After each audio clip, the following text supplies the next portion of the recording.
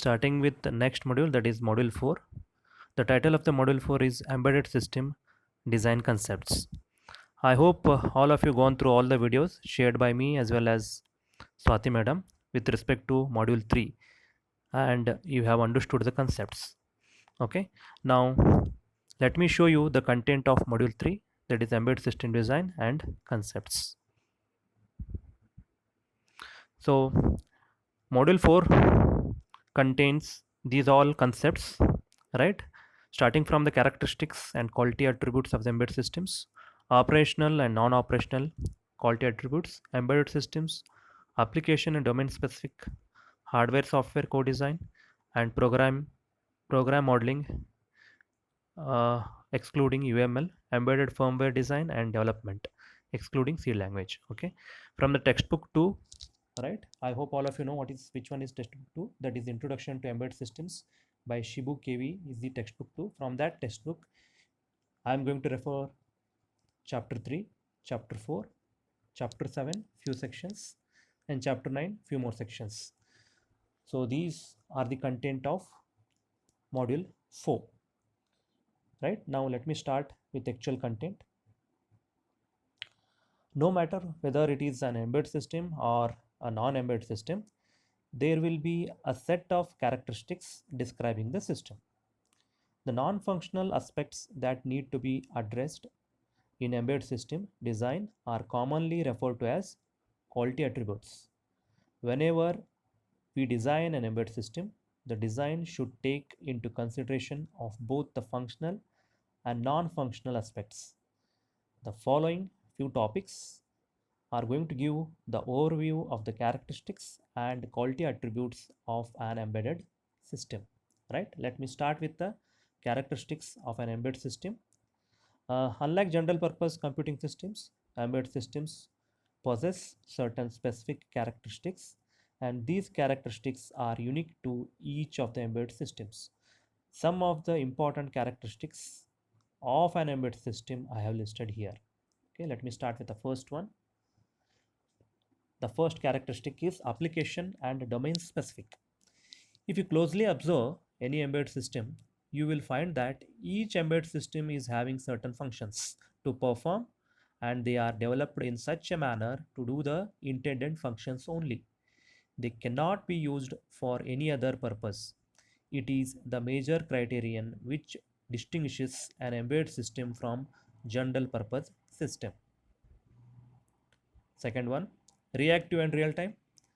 As mentioned earlier, embedded systems are in constant interaction with the real world through sensors and user defined input devices which are connected to the input port of the system. Any changes happening in real world, which we call as events, are captured by sensors or input devices in real time, and the control algorithm running inside the unit reacts in a designed manner to bring the control output variables to the desired level. Embedded systems produce changes in output in response to the changes in the input. So they are generally referred to as reactive systems. Now coming to the real time systems operation means the timing behavior of the system should be deterministic, meaning the system should respond to requests or tasks in a known amount of time. A real time system should not miss any deadlines for tasks or operations. It is not necessary that all embedded systems should be real time in operation. Embedded applications or systems which are mission critical, like flight control systems, anti-lock braking systems, in short we also call it as ABS, etc., are few examples of real time systems. The third characteristics is the operates in harsh environment. It is not necessary that all the embedded systems should be deployed in a controlled environment. If you think about real-time situation, it is not possible to fix or place embedded system in a very controlled environment. The environment in which the embedded system deployed may be dusty one, or a high temperature zone, or an area subject to vibration and shock. Right? If you think about embedded systems which are fixed inside the car, most of them are going to face all these problems. Systems placed in such areas should be capable to withstand all these adverse operating conditions. The design should take care of the operating conditions of the area where the system is going to implement. For example, if the system needs to be deployed in a high temperature zone, then all the components used in the system should be of high temperature grade. Here we cannot go for compromise in cost. If you go for that, then it may result into some disasters, right? For example, as I told in the previous characteristics example of ABS, if we compromise for cost in the development of ABS, it may lead into the accident, or it may lead into the life of result into life of the driver itself. That should not be the case. So we cannot compromise the cost for time critical issues, right? Then we'll go to distributed. That is the next characteristic, right? In distributed, the term distributed means that embedded systems may be part of a larger systems. Many number of such distributed embedded systems form a single large embedded control unit. An automatic vending machine is a typical example of this. The vending machine contains a card reader for prepaid vending systems and a vending unit. Each of them are independent embedded units, but they work together to perform the overall vending function. Another example can be a ATM. An ATM contains a card reader embedded unit responsible for reading and validating the user's ATM card, transaction unit for performing transaction, a currency counter for dispatching or vending currency to the authorized person, and a printer unit for printing the transaction details. We can visualize these as independent embedded systems, but they work together to achieve a common goal. Okay. The next one is with respect to small size and weight. Product aesthetics in general is going to play a very important role in choosing a product. For example, you think about or try to visualize if you want to or plan to buy a new mobile phone, what all things you will look out in internet before buying that. You will do or make a comparative study on the pros and cons of product available in the market. There are so many issues which you are going to check, right? Definitely the product aesthetics like the size, weight, shape, its styling, everything you are going to check will be one of the deciding factors to choose a product, right? Most of the people believe that if the product is small, then it will be beautiful. Moreover, it is convenient to handle compact devices than a bulky product. Then the next characteristic is power concerns. Power management is another important factor that needs to be considered in designing embedded systems. Embedded systems should be designed in such a way as to minimize the heat dissipation by the system. Nowadays, we are also talking about ultra low power components which are available in the market. The more the power consumption, the less is the battery life. So we have to think about the power consumption by a particular embedded system also, right? Next, we'll go to quality attributes of the embedded system, right? Quality attributes are non-functional requirements that need to be documented properly in any system design. If the quality attributes are more concrete and measurable, it will give a positive impact on the system development process and the end product. The various quality attributes that need to be addressed in any embedded system development are broadly classified into two, right? What are those? Namely, operational quality attributes and non-operational quality attributes. So first I will start with the operational quality attributes. Once again, there are 6 different categories among that. So the operational quality attributes represent the relevant quality attributes related to the embedded system when it is in the operational mode or online mode. Okay, so we'll see what all things will come here. We have response. Response is a measure of quickness of the system. It gives you an idea about how fast your system is tracking the changes in input variables. Most of the systems demand fast response, which should be almost real time. For example, an embedded system deployed in flight control application should respond in a real-time manner.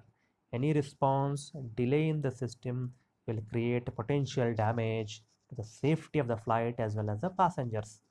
That should be avoided. There is no specific deadline that this system should respond within this particular time, right? So response time is going to play very important role. Now next is with respect to throughput. Throughput deals with the efficiency of the system. In general, it can be defined as the rate of production or operation of a defined process over a state period of time. The rates can be expressed in terms of units of products, batches produced, or any other meaningful measurements. In the case of a card reader, throughput means how many transactions the card reader can perform in a minute. It can be in an hour or it can be in a day, right? Throughput is generally measured in terms of benchmarks. A benchmark is a reference point by which something can be measured. Benchmark can be a set of performance criteria that a product is expected to meet or a standard product that can be used for comparing other products of the same product line. Next one is reliability. Reliability is the measure of how much percentage you can rely upon the proper functioning of the system, or what is the percentage susceptibility of the system to failure. There are two terms which we have to see here. Mean time between failure, short form MTBF, and mean time to repair, MTTR, are the terms used in defining the system reliability. MTBF gives the frequency of failure in hours, weeks, or months. MTTR specifies how long the system is allowed to be out of order following a failure. For an embedded system with critical application need, it should be of the order of minutes. Next, maintainability. Maintainability deals with support and maintenance to the end user or client in case of technical issues and product failure or on the basis of routine system checkup. Reliability and maintainability are considered as two complementary disciplines. A more reliable system means a system with less corrective maintainability requirements and vice versa. As the reliability of the system increases, the chances of failure and non-functioning also reduces. There, the need for maintainability is also reduced. Maintainability is closely related to the system availability. Maintainability can be broadly classified into two categories, namely scheduled or periodic maintenance. Second one, maintenance to unexpected failures. Let me give an example. Consider there is a printer. For illustrating the two types of maintainability, an inkjet printer is there in your house, so it uses ink cartridges which are consumable components, and as per the printer manufacturer, the end user should replace the cartridge after each n number of printouts to get quality prints. For example, you have an inkjet printer in your house, so as per the manufacturer details, that cartridge needs to be changed after 150 prints, for example. Now you're done with 150 prints, now you have to replace that cartridge. This is an example of scheduled or periodic maintenance, right? If the paper feeding part of the printer, right, what you have brought or bought from the market, if it fails, the printer fails to print. Now we are talking about a failure with respect to a component, right? It is not a consumable and it requires immediate repair to rectify this problem. Now this is an example of maintenance to unexpected failure. Okay, that's what I've explained. Scheduled or periodic maintenance, that is replacement of the cartridge. Maintenance to unexpected failure is nothing but if some part of the printer fails, then you have to repair it or get it replaced. Security, confidentiality, integrity, and availability, right? So these are the three major measures of information security. Confidentiality deals with the protection of the data and application from unauthorized disclosure. Integrity deals with the protection of the data and application from unauthorized modification. Availability deals with protection of data and application from unauthorized users. Next comes safety. Safety and security are two confusing terms actually, right? Uh, even I had so much of confusion when I was studying these concepts, embedded concepts, right? Sometimes you may feel both of them are a single attribute, but they represent two unique aspects in quality attributes. Safety deals with the possible damage that can happen to the operators, public, and environment due to the breakdown of an embedded system or due to the emission of radioactive or hazardous material from the embedded products.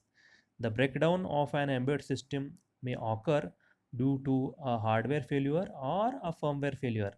Safety analysis is a must in product engineering to evaluate the anticipated damage and determine the best course of action to bring down the consequences of damage to an acceptable level, right? As stated before, some of the safety threats are sudden, like product breakdown, or some of them are gradual, like hazardous emission from the product. Okay, so now in this class we have seen two important aspects of the whole chapter or the module. One is the characteristics of an embedded system. There we have seen uh, 6 different characteristics: application and domain specific, reactive and real time, operates in harsh environment, distributed, small size and weight, power consumption. Then we have seen quality attributes. As I told, there are two types: operational, right, and non-operational. Now under the heading operational quality attributes, we have seen response, throughput, reliability, maintainability. In maintainability, once again there are two concepts: scheduled or periodic maintenance and maintenance to unexpected failure. Then finally we have seen security and safety issues. Okay, my students, I am going to stop today's class here only. Right, from the next class I will be starting with non-operational quality attributes. Thank you.